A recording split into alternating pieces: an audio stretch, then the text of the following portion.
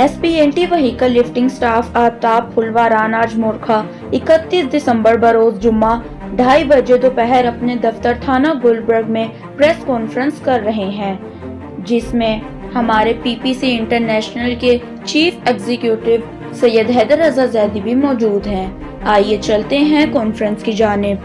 हम एक press conference कर रहे हैं जिसके 3 एजेंडा पॉइंट्स हैं, वो 1 बाय 1 मैं आपसे डिस्कस कर लेता हूँ।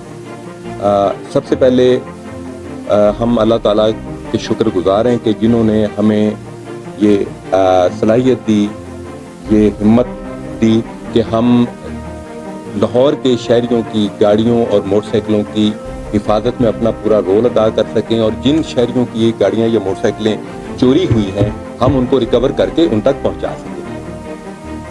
कैपिटल सिटी पुलिस को जो मेन चैलेंज था वो व्हीकल लिफ्टिंग के हवाले से था।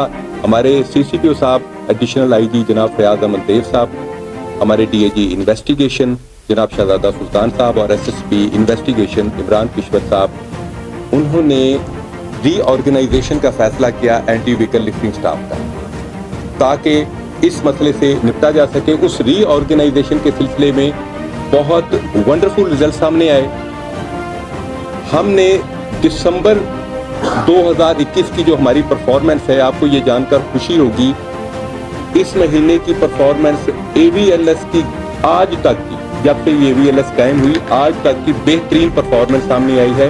हमने 1000 से ज़्यादा मोटरसाइकिलें और गाड़ियाँ एक महीने में रिकवर की। जो ये तादाद 300 350 से ऊपर नहीं जाती थी, अल्हम्दुलिल्लाह ये 1000 तक चली गई। उसका सबसे बड़ा फायदा ये हुआ कि मोटरसाइकिल चोरी जो ऊपर जा रही थी वो तेजी से नीचे आई। चोरों की सूरत ये थी कि 10 साल और 12 साल के बच्चे भी मोटरसाइकिलें चोरी कर रहे थे, चोरी करके एडवेंचर के लिए इस्तेमाल करते थे। उनके वालिदैन को पता था कि ये मोटरसाइकिल चोरी करके लाए, लेकिन उनको रोकते नहीं। हमने उनको भी पकड़ा है और उनके वालिदैन को स्पेशल हमने एडवाइस किए, काउंसलिंग की, और ऐसे बच्चों को हमने चाइल्ड प्रोटेक्शन ब्यूरो के हवाले किया है ताकि वो एक बेहतर शहरी बन सकें और वो छोटे चोर से बड़े चोर ना बन सकें।